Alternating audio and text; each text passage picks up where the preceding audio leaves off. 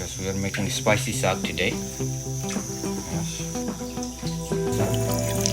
Yeah, it's the homegrown best saag. After 5 washing, we started making pieces. Let's chop more. The best saag of the town. So some olive oil here. Some seeds.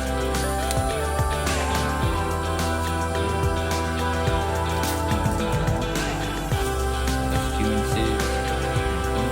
Garlic.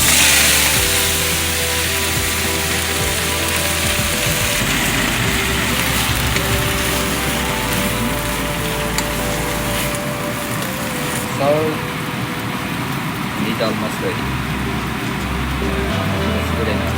2 chilies. Chicken and saag. Alright. And these are pre-marinated. That means we have put all the salt, oil and the spices right there. Yeah, spicy chicken also getting ready. So let's wait another 2 or 3 minutes. All getting cooked.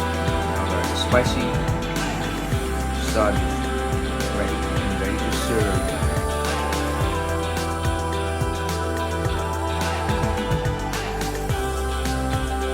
Okay, finally the spicy chicken and spicy saag with the rice. Yes, here is the cook, the chef.